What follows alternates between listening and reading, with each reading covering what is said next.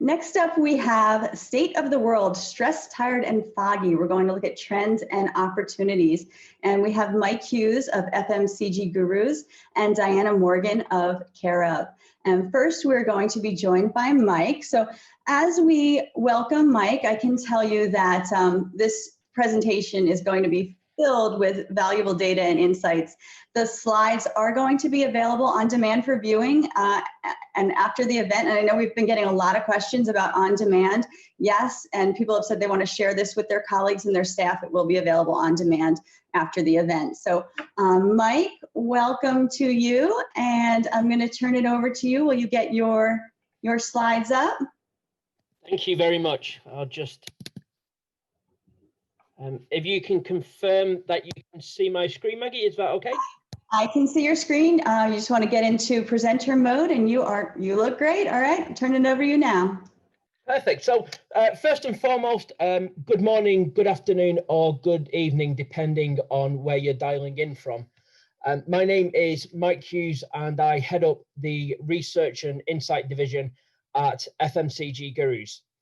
This presentation will take approximately 20 to 25 minutes, which will then give us some time for questions and answers afterwards. What we'll do is we'll look at the state of the nation when it comes to mental well-being, how that's been impacted by COVID-19. We will look at wider things that were influencing stress and mental well-being before that. And we'll look at some of the solutions that consumers are taking to try and address these. And I think it's really great that the industry can look at things such as this. I remember starting back 15 years ago in this industry, and even then mental well-being was something of a social taboo, especially in countries where there was a tremendous level of pressure to succeed both personally and professionally because of the new levels of opportunity that existed compared to previous generations.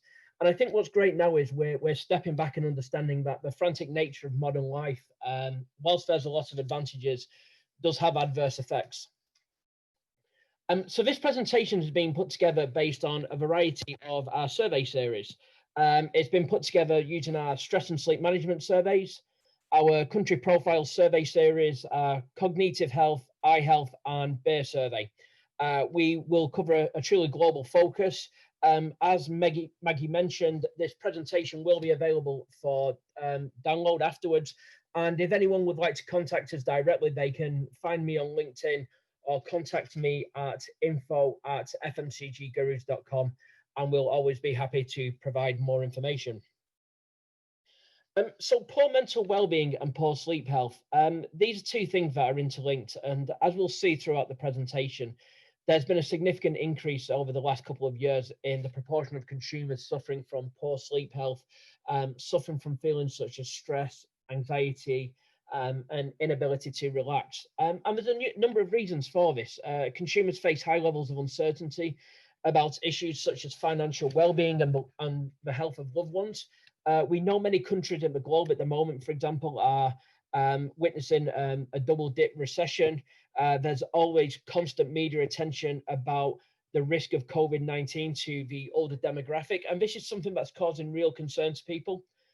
Consumers are not prone to taking breaks throughout the day, and this can leave them feeling tired and fatigued. And I'm sure we can all relate. Sometimes we'll work a few extra hours than we should do and not take the proper breaks. And as well as that impacting on our energy levels, it can also cause problems because of the blue light emitted from our screens.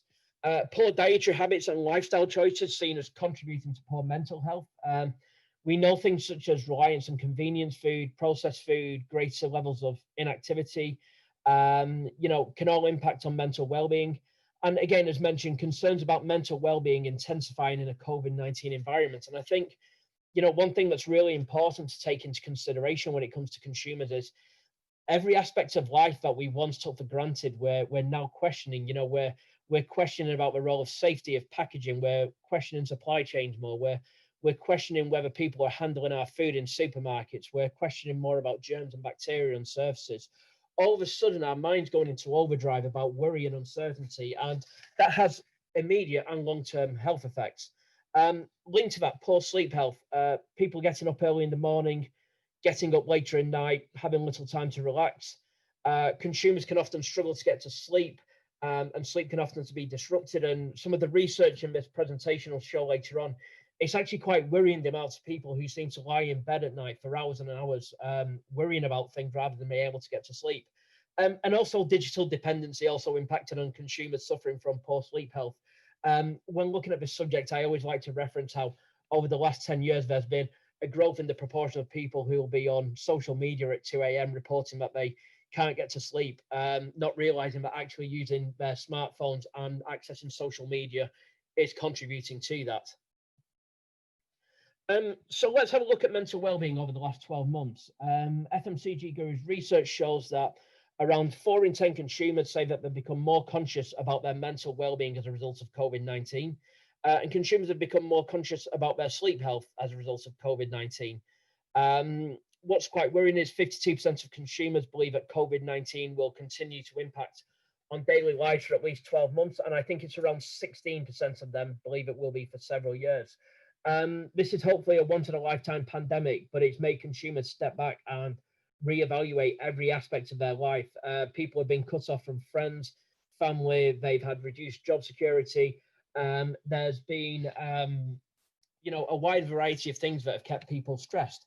And as a result of this, COVID-19 has significantly impacted on mental well-being.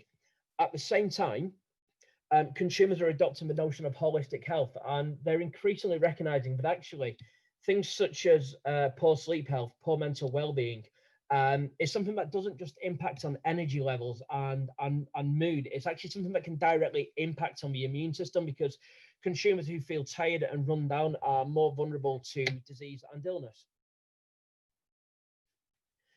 So we asked consumers whether they were concerned about COVID-19, and 3/4 of consumers said that they were in aggregate. This shows that consumers don't think that information around COVID-19 is sensationalized. They're not passing it off as simply another flu or any kind of fake news. It's something that is a genuine concern for consumers, and they're suffering from a wide range of worries. As mentioned, the health and well-being of loved ones being the main one. We've seen in recent years, consumers have increasingly seen time as an increasingly precious commodity as society continues to age. And this is something that will only have intensified in 2020, meaning consumers will, put more emphasis on social interaction and spending time with loved ones and treating time as a valuable commodity. But consumers are also concerned about their health and well-being. Our research shows that concerns about the serious impact of COVID-19 isn't just restricted to senior demographics, but society as an overall. 6 in 10 consumers say that they're now more concerned about their immune health. Consumers are also concerned about their job security and also, disruption to their daily lives, things such as not being able to visit bars and restaurants on a regular basis. Whilst it might seem as something of a first world problem to many, it's something that can also actually significantly impact on the mental well-being of consumers. I will specify, I realise that there's a lot of data on some of these slides, but again, as mentioned, they will be available for download afterwards. So the state of the economy is something that is impacting on the mental health of consumers, and I think this is something that will continue long after the pandemic has peaked. Around 7 in 10 consumers say that they believe that the country is heading towards recession. Only around 1 in 4 households have sufficient savings to deal with an economic downturn. We know even before the pandemic, consumers were struggling with everyday living costs. Consumers found that food inflation was a genuine concern. There was many consumers who were living just above the poverty line and constantly worrying how they were going to pay for bills and any unexpected extra costs. And the pandemic has accelerated that. And, we know more and more consumers, as they have concerns about how they'll be able to survive and look after their family in 2021, there'll be a real impact on mental well-being as a result of this.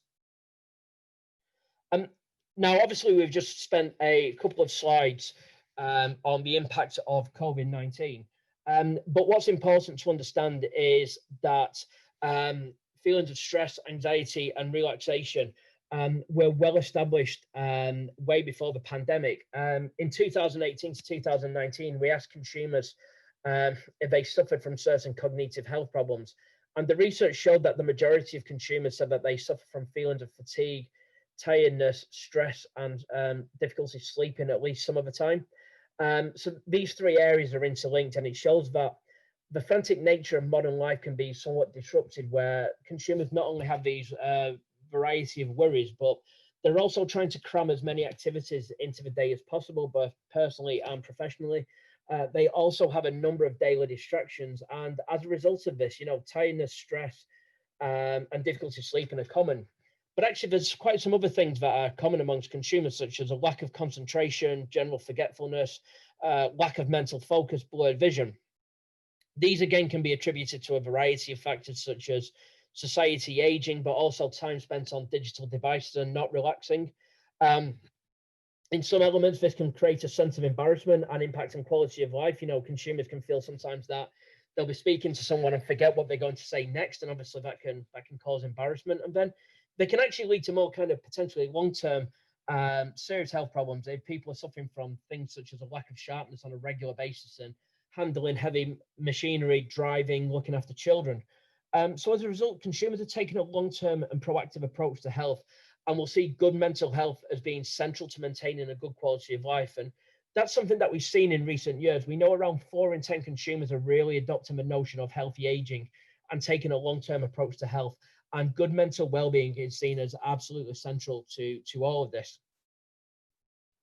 I'm sure this is something that many people on this event will be able to relate to. And as Maggie mentioned, there's a discussion on this later on.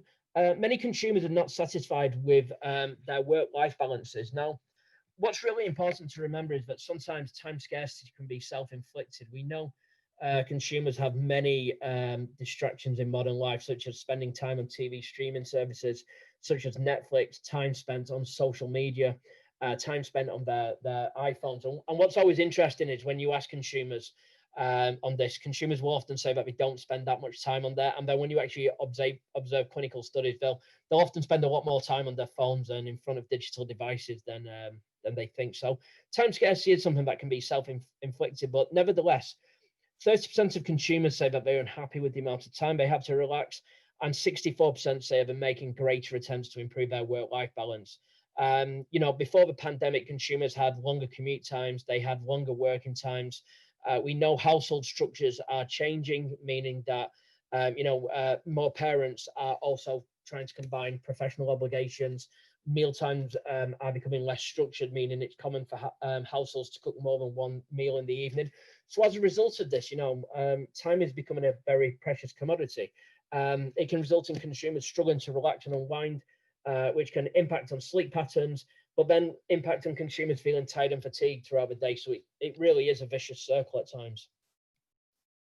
A significant proportion of consumers feel that their sleep health has deteriorated in the last 2 years. 36% in 2019 said their sleep health had worsened in the last 2 years, and this shoots up to 44% in 2020. And again, that's just a case of COVID-19. It's significantly impacted on consumer attitudes to health. That's particularly noticeable in Europe, North America, or South America. And again, it's got to be remembered that these issues were common even before COVID-19. Consumers have a variety of concerns, and at the same time, recognize that poor sleep health and poor mental well-being can impact on the immune system. And as a result of that, there'll be a really proactive approach to improving this aspect of health over the next 12 months and beyond.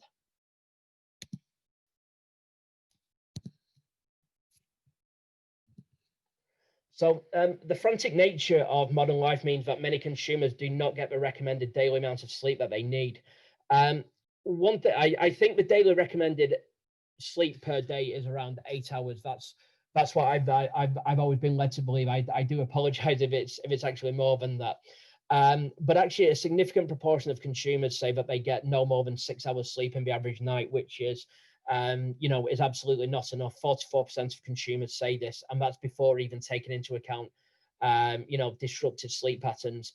And that can be linked to consumers getting up earlier, going to bed later.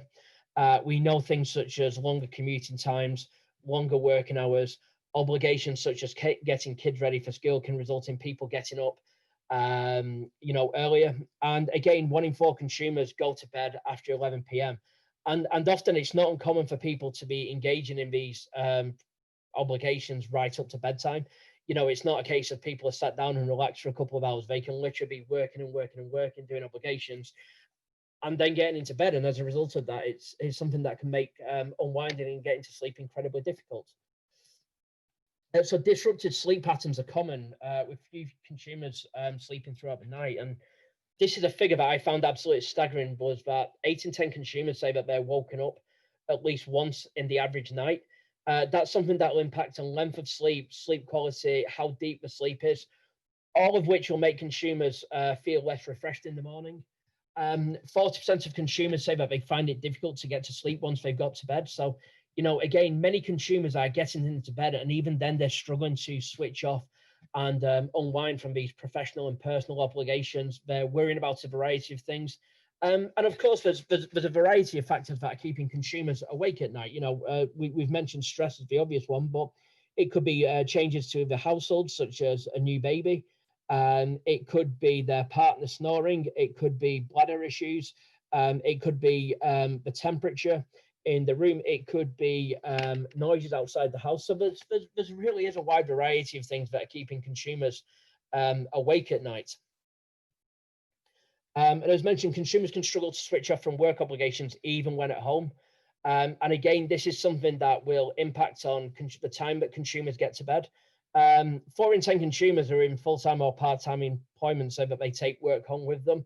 1 in 5 say that they don't always take their full holiday allowance, and 3 in 10 say that they're prone to checking emails outside of working hours in the evening. And again, I'm sure this is something that we can relate to. And I've actually seen some like shocking research over the last couple of years about consumers feeling that, you know, pressurized to do things, that they'll check work emails at funerals and at weddings. And it shows that consumers really do struggle to switch off with things. But, you know, the traditional working environment is a thing of the past. And this is true even in many countries in places like Europe, where they were dedicated to good work-life balance and good breaks. You know, we look in things such as the Southern European countries, and the siesta becomes a thing of the past.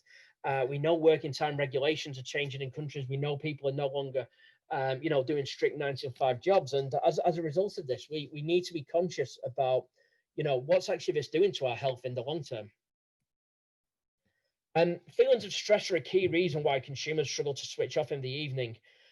You know, we see a variety of issues that we've touched upon there, ranging from, you know, physical pain to my partner snoring to digestive issues, but it's actually feelings of stress. And some of our research shows that actually the more that consumers lie in bed and worry about things, the more irrational, you know, these issues become. And it's not uncommon for people to perhaps overthink things when they're feeling a bit tired, they're feeling a bit vulnerable. And again, it just creates to that vicious circle that we've already spoke about. And again, you know, when we mention what was the main thing that keeps them worried, is the health and well-being of loved ones. You know, and again, and this will be specifically focused to the senior demographic. And the one thing that I think, once restrictions are lifted and, you know, people start to be able to socialize again, there'll be a massive demand for products that facilitate sharing and face-to-face experiences. You know, brands encouraging consumers to switch their phones off, to actually take a break from work, and just to actually recognize the importance of spending time face-to-face with loved ones, especially after the last 12 months, you know, where they can no longer take things like that for granted. Modern day lifestyles are something that are also contributing to poor sleep habits. And as mentioned, some people are, you know, these feelings of time scarcity is something that are self-inflicted. 27% of global consumers say that they use smartphones and other digital devices when they should be trying to get to sleep. You know, often they'll be unaware of the blue light and the impact that has on their eye health, their cognitive health, their ability to relax. 20% of global consumers said that they spend over 40 hours a week on their smartphones. 36% feel that they take adequate breaks. So it kind of shows just the influence that technology has on our devices. But again, you know, there's other factors. You know, consumers can often stay up late watching television streamlining services. You know, sometimes Netflix has a lot to account for. Some of the time, consumers can lose track of time because of social media. Consumers can often eat food late at night and feel bloated and unable to get to sleep. And, you know, as meal times become less structured, consumers can sometimes eat at 9, 10 p.m. at night. And the problem is with that, it makes it more difficult for them to get to sleep. So again, you know, it's not just a case of the inevitable consequences of modern life. Actually, there's factors in lifestyles that brands can say, actually, you can have control of this. Have a structured mealtime occasion. Make sure you get significant time away from digital devices. Make sure that you're not eating drinking products that are high in ingredients associated with energy boosting later on in the evening. You know, there are actually steps that consumers can take to improve their sleep health. When it comes to steps taken to improve sleep health, consumers are most likely to say that they've changed their diets. Consumers are focusing on the elimination of bad ingredients and processed food. We know 55% of consumers have adjusted their diets to improve their health the last 12 months. You know, consumers will see ingredients such as sugar, additives, caffeine as being detrimental to sleep patterns. Consumers are trying to improve their sleep hygiene. They're darkening the room. They're trying to block out noises. Consumers are also taking steps to reduce dependency on digital devices. And also, and something that we'll touch upon later on, consumers are becoming more open to the concepts of trying cannabis oil to get to sleep. So there's a real set of things that consumers are taking to try and improve their sleep health. And the reality is that consumers won't be doing this purely to improve their sleep health. They'll actually be looking to improve other aspects of their life. But if they think that their digestive health will improve, that will inevitably improve their sleep patterns. Again, it goes back to that whole thing of holistic health. Consumers are taking an interest in products that help improve their mental well-being. Our research shows a high proportion of consumers say that they're interested in products that improve sleep quality and reduce stress levels in the evening. And consumers are also interested in products that provide a natural energy boost during the day to help them feel reinvigorated, to help them feel focused, and to reduce the vulnerability to disease and illness. Now, when it comes to these products, natural ingredients will be really important. This is because consumers are concerned about chemicals anyway. They want ingredients that they know and trust. And particularly when it comes to energy products, consumers have not always had the most favorable perceptions of such products. So they'll want reassurance that these products are trustworthy. And this will drive demand for botanicals in a great depth over the next year or so. Consumers are also open to trying CBD to help reduce stress and improve sleeping patterns. Our research shows that over 2019 to 2020, there was a noticeable increase in the proportion of consumers who say that they're willing to use cannabis oil. Actual usage of these products still remains relatively low, around 7 to 8%, and it peaks in places like North America. But actually, there's becoming more and more acceptance of these products. When asked why consumers will use these products, mental well-being, relief from anxiety, and improved sleeping patterns were the big three answers. And it shows that consumers are looking at these products not as much to deal with physical pain, but actually, you know, to help them improve their sleep quality and help them relax and help them switch off. If the market is going to become truly mainstream from a consumer perspective, because obviously legislation can differentiate on a country by country basis. From a consumer perspective, more can still be done to reassure consumers about the safety of these products. Some consumers are worried about the ingredients used. Some consumers are worried about side effects.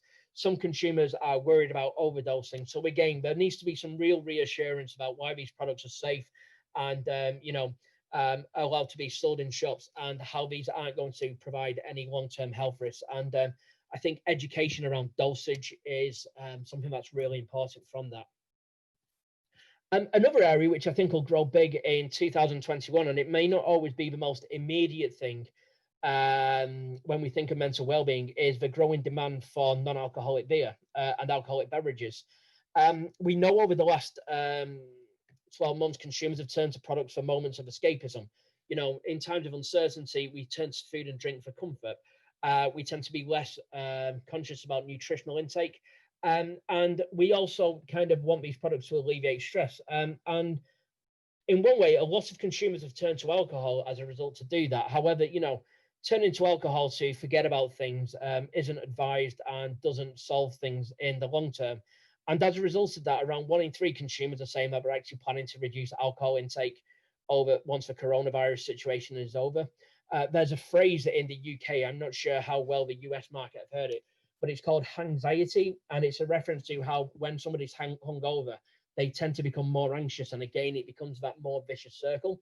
So currently only around 13% of consumers say that they drink non-alcoholic beverages, but actually we expect that to grow the next 12 months, where consumers still want products that they associate with treating, but they don't want to have this negative feeling afterwards in the morning where they're starting to overthink things again. So again, where consumers will look to improve their diets and lifestyles, and they'll look to reduce their intake of alcohol because they realize that they perhaps overconsumed because of disruption to daily life, and that'll drive a real big demand for these non-alcoholic alternatives.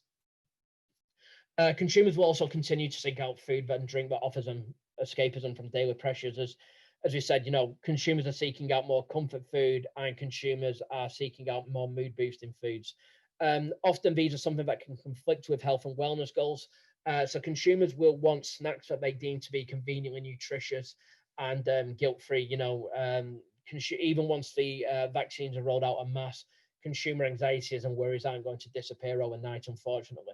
And as a result of that, consumers will continue to seek out better for you snacking solutions. And this is why, functional snacks and the sports nutrition market will become more mainstream. Consumers will seek out products that they associate with being high in ingredients like protein and low in ingredients like sugar. Not necessarily because they associate protein with improving their mental well-being and improving their sleep health, but actually because they realize that these products are less likely to conflict with weight management, with health goals. And as a result of that, it'll create less feelings of stress, which will allow them to relax. And as a result, it'll just generally be better for them. So again, treating will change in 2021, and consumers will put more of a focus than ever on seeking out better for you options. So to conclude, prior to 2020, the frantic nature of modern life meant that stress, anxiety, and disruptive sleep patterns were common. This is something that's accelerated as a result of COVID-19. Consumers have a variety of worries ranging from financial security to the health and well-being of loved ones. As mentioned, I think 16% of consumers expect COVID-19 to impact their lifestyles for several years. It does also need to be remembered that some mental well-being related problems are self-inflicted. Our time spent on digital devices, our time spent watching television, spending time on social media, our eating and drinking patterns in general. Consumers are reprioritizing what's important to them. Greater emphasis will be placed on personal relationships to improve well-being. I think there'll be a massive demand for products that facilitate sharing and face-to-face experience over the next few years. Consumers demonstrate a high level of interest that products that actively address mental well-being and provide a sustained energy boost. This shows that consumers will want to see those claims on products. When it comes to these products, natural formulation is of high importance. Consumers want transparency because sometimes they can be skeptical about better for you products. They want tried and trusted ingredients. They want real and authentic ingredients. They want natural ingredients. They don't want ingredients that are associated with being detrimental to health in the long term in order to improve their sleeping patterns in the short term. There's an opportunity to grow the CBD market. From a consumer perspective, reassurance around safety and side effects must be addressed. And then when it comes to snacking and these moments of escapism that consumers will continue to enjoy, positioning products as affordable and guilt-free will be absolutely crucial. And so that concludes my presentation today. Thank you very much for listening. I hope you found this of use. And as mentioned, the presentation will be available for download. You can contact me on LinkedIn or info@fmcggurus.com. Thank you very much for listening. Does anyone have any questions? Mike, thank you so much. We do have questions coming in already. And what we're going to actually do is welcome Diana up, and then we'll get to all the questions at the end. So everybody who has questions at Mike, please do keep them coming in the Q&A panel there, and we'll get to them in just a bit. But first, I would like to welcome Diana to our virtual stage. Hi, Maggie. Thank you so much. Hi, Diana. Great to see you. I'm going to turn it over to you so you can get your slides ready, and we'll make sure we're looking good there. Perfect. And as Mike noted, we're covering a lot of ground, and it's going to be available on demand after, including the slides. So if you missed any of that data, don't worry. There was a lot in there. Fantastic info. great. Thank you. And thank you, Mike. What a great presentation. You had so much amazing data in there. And I could definitely tell you, having 2 little kids, that I am woken up once every night, at least once. So I just wanted to give everyone a little background on myself. My name is Diana Morgan. I am head of scientific and regulatory affairs here at Care of. And for those of you that are not familiar with Care of is a direct-to-consumer personalized nutrition brand that is based out of New York City. Okay, so stress. Diana, I'm sorry to interrupt you. Can I ask you to go full screen in your presentation mode so we can see your slides better? I can go ahead and do that. This is a great presentation. We want to make sure everyone can see the whole deal. Okay, so I am in, I believe I'm in, there we go. I think you guys should be able to see it now. And here we go, perfect. Thank you so much. Welcome. So, yeah, as we're talking about stress, just hearing the word stress you out. So in today's ever-connected and fast-paced world, stress has become a way of life. But not all stress is necessarily bad. For example, the thrill of watching a scary movie or riding a roller coaster. It's really when we have that constant stress or really stronger stresses of an unexpected loss, financial issues, heavy work deadlines, kids, or something called a pandemic, that, you know, it could get to an unhealthy state. According to the American Psychological Association, right now we're facing a national mental health crisis that they believe could yield serious health and social consequences for years to come. So the American Psychological Association has conducted a survey since 2007 called the Stress in America Survey, in which they take a representative sample of the US population, ask them a lot of questions about how they react to stress and what stressors are in their lives.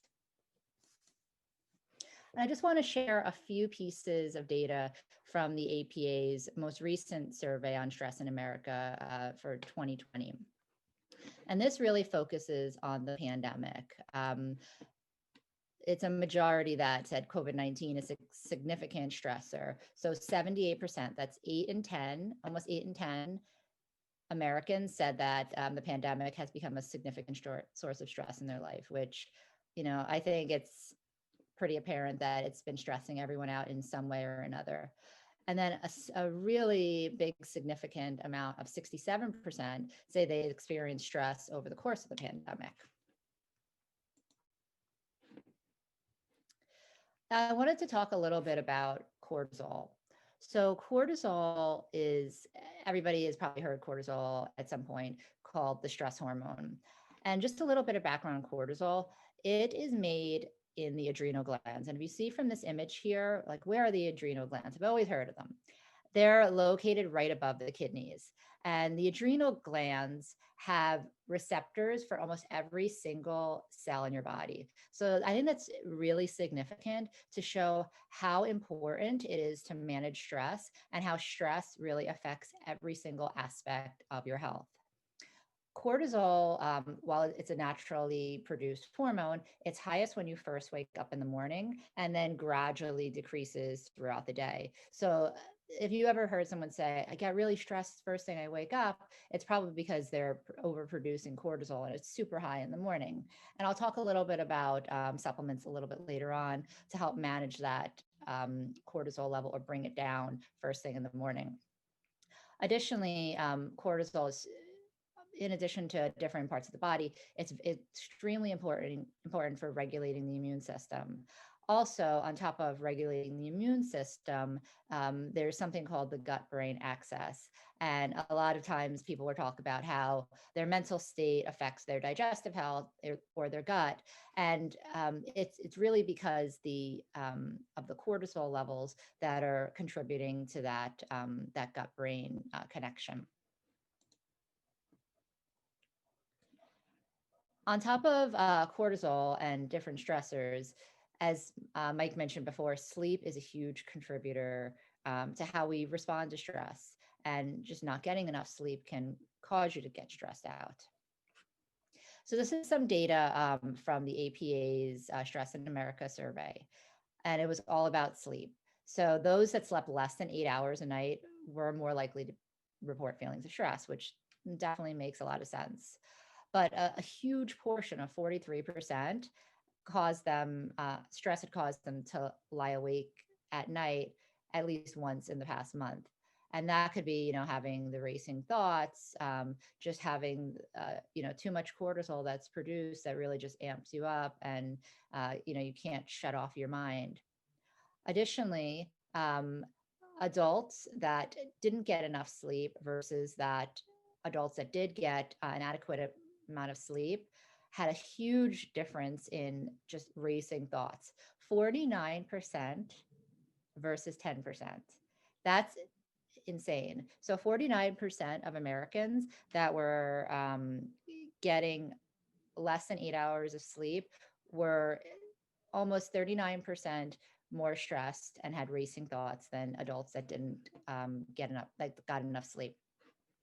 Additionally, on top of just not getting enough sleep, which relates to feeling tired or fatigued, it's a huge indicator of how your body is getting that restful sleep or not getting it because of stress. So 37% of adults report some sort of fatigue or just being tired because of their stress.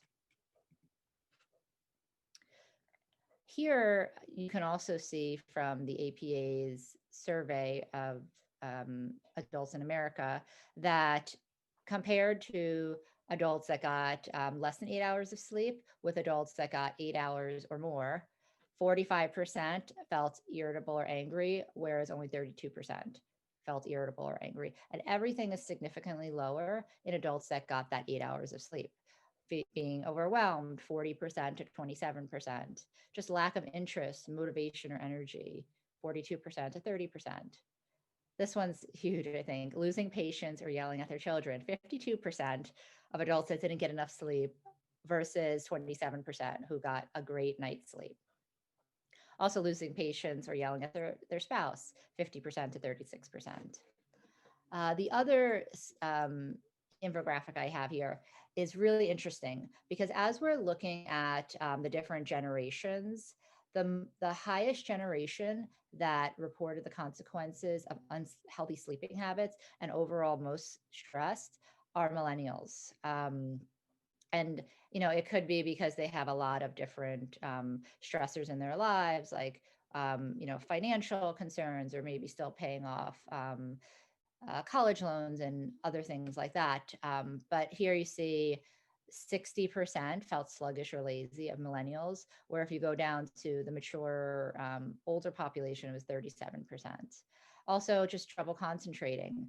38% of millennials compared to 11% in the older demographic. So in all of these charts, you'll see a significant decline. And it could also be of, just being so interconnected. And, we're seeing that with millennials and even the Generation Z, which is a little bit younger than millennials, that the constantly being available on smartphones, just the ever connectedness and the fast pacedness of having to have all of these, I would say, distractions of being on social media all the time and just feeling the need to keep up with everything in terms of technology. That's really, impacting how we have, our sleep habits and stress and other things. So getting into some type of dietary supplements to help support stress and manage it. Now, there's a ton of different types of dietary supplements that are amazing for supporting stress, but given the amount of time for the presentation, I'm not going to go into all of them, but I did want to highlight to everyone a really cool class of dietary supplements called adaptogens. So for some of you guys that aren't familiar with adaptogens, they've been around for a really long time. Most of the time they're herbs, actually pretty much all the time they're herbs. There was a functional definition for all the way back from 1968 that defined what classifies as an adaptogen, something that's non-toxic, produces a non-specific defense response to stress, and has a normalizing influence on the body. So these are the three criteria when identifying an herb as an adaptogen. So here are just some of the ways or mechanism of action on how adaptogens can affect the structure or function of the human body. One, helping it adapt to stress, supporting normal metabolic processes. And that kind of goes back to the original slide in the beginning about how there are cortisol receptors over your entire body. Restoring balance, increasing the body's resistance to physical, biological, emotional, environmental stressors, and then promoting normal physiological function. So adaptogens are just, really cool for helping to just normalize these levels in your body. And they can work on, as the slide mentions here, different, even hormonal levels. And the next slide, I'll talk about some of really cool adaptogens. So ashwagandha is a really great adaptogen for helping to reduce those cortisol levels. So as I mentioned in the beginning slides, cortisol is normally highest in the morning when you first wake up, and then it gradually decreases throughout the day. So some people that might have a higher production of cortisol in the morning when they first wake up, and they wake up and they say they feel really just anxious or just like have that effect of too much cortisol production, ashwagandha can be very helpful for helping to reduce those cortisol levels. So a lot of people will take it in the morning to help reduce those cortisol levels. It has other functions, but that which pertains to stress. Rhodiola is another amazing adaptogen, and this has a more stimulating effect. So for those that might be a little bit sensitive to stimulating ingredients like caffeine or other type of stimulating ingredients, this might cause them to be a little bit overstimulated. That said, it's a very uplifting herb. So for some people that might, have a little, on the opposite side of stress, where they just need, something to energize them because of that tired feeling, rhodiola can be a really great option. American ginseng, again, is another great adaptogen. It is slightly stimulating like rhodiola. It's not as stimulating as rhodiola, but again, this can help really balance how your body responds to stress.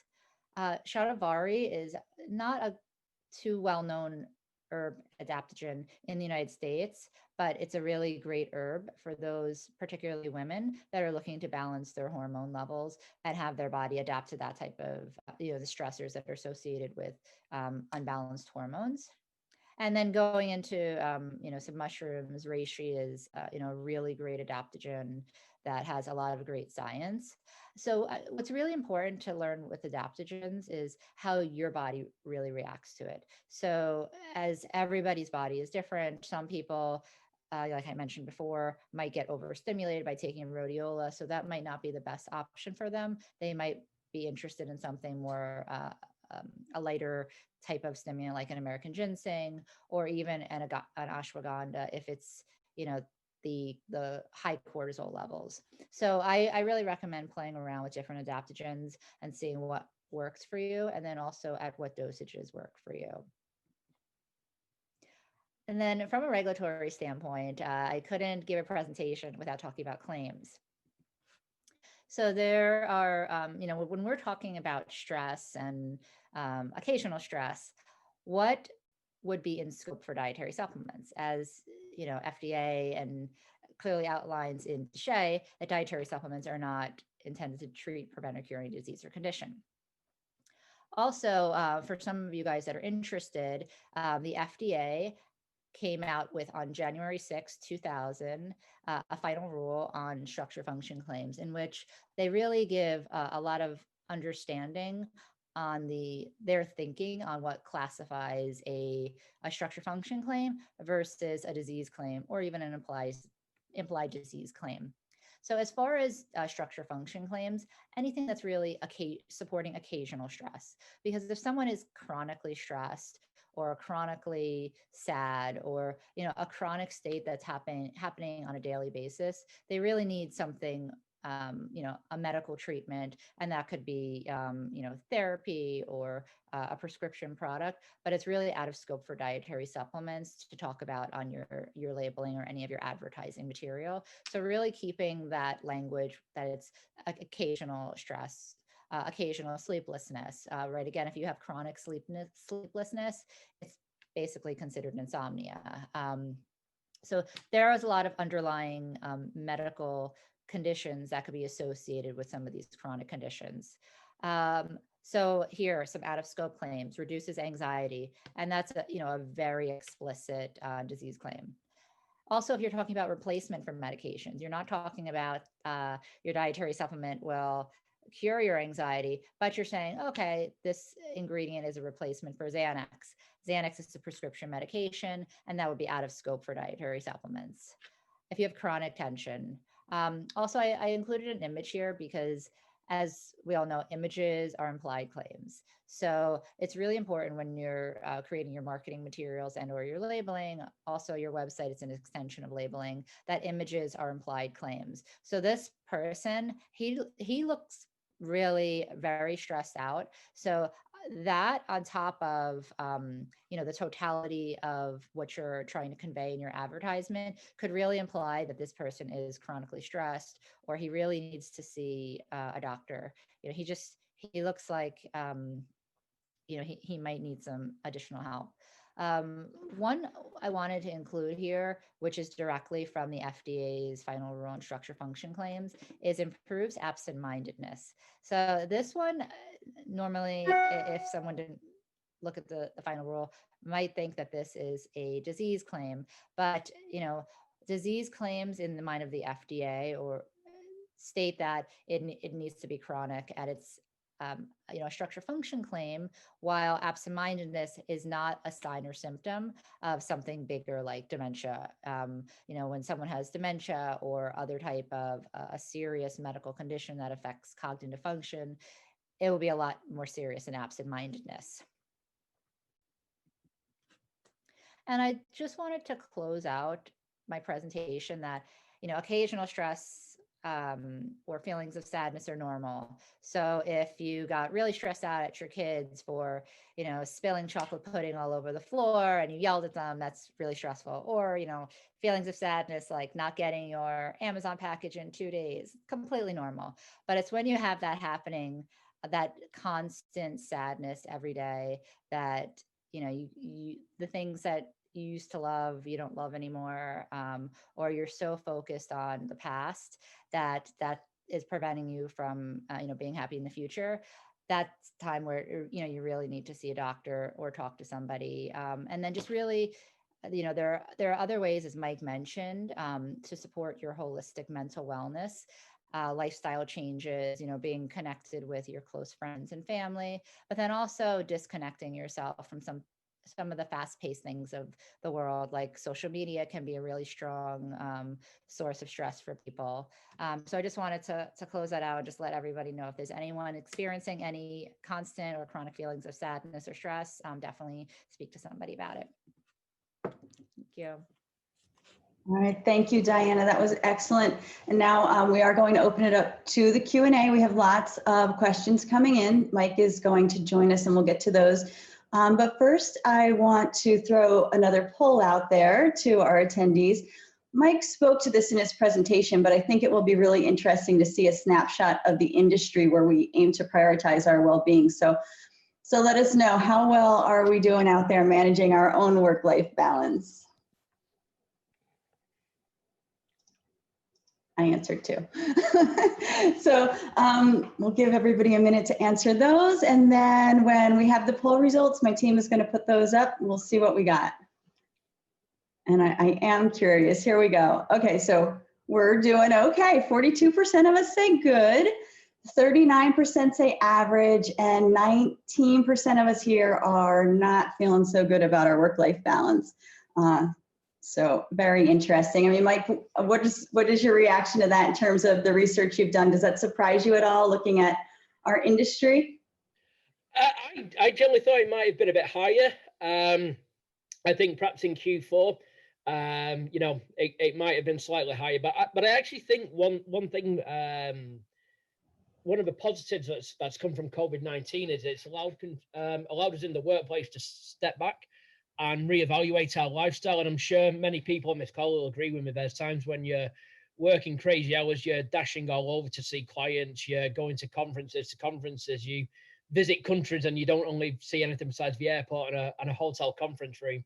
And whilst we got used to it, once we stepped back and said, actually, you know what, working from home does kind of have its advantages, and kind of made us realize that importance of, you know, spending time with loved ones, having a better break, having a better work-life balance. And, you know, actually, I've actually seen a lot of people kind of suggest that, obviously, whilst it's been very disruptive and we want to get back to kind of normal as fast as possible, there's been some elements that have been beneficial in the sense that it's actually given people a sense to put things into perspective, you know, and realize that they should be taking these breaks and not working crazy hours. And sometimes perhaps something that we're always guilty of sometimes is we encourage this ourselves. You know, we'll sometimes try and see as much as we can do in one night, when that's not always the best possible way of doing it.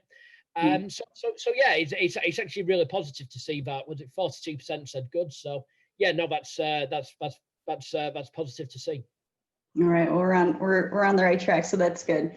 I want to touch a little bit more on communicating with the consumers, and you know, the data that you both presented shows so much of the opportunity. And later on today, especially with ashwagandha, we're going to look at some of the science and more into specifically that herb. But yesterday, our experts talked about nootropics, and they touched on consumer awareness and consumer confusion. And we had an attendee poll yesterday that showed also some knowledge gaps just within our industry with the attendees here. So I would venture that the same is probably true with adaptogens. And as these buzzwords are trending and these new trends are reaching consumers, I'll start with you, Mike. How do you educate and market when dealing with these, you know, these trending, emerging trends? Like, what does your research suggest in terms of communicating with the consumer? Well, I think the good thing is for brands, consumers are researching more than ever. You know, consumers live in an age of information. They're being more proactive in engaging information. And I think particularly as well, when we talk about Generation Z and millennials, they're actually pretty good at deciphering what information is accurate or not, which is sometimes half the battle. The one thing I'd always say with educating consumers and reaching out to them is transparency. It's so important for any aspect.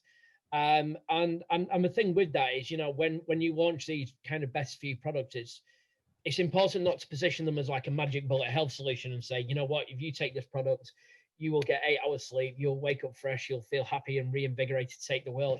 Actually, you've kind of got to make some of the changes yourself. So, you know, put your phones down, take breaks away from digital devices, you know, perhaps improve your dietary habits. But actually, you can have products that can facilitate that. You know, we know that botanicals are effective. We know that there's ingredients that can help aid relaxation. But I think the actual key is when you're targeting these consumers is educating consumers about things that they might not be aware of.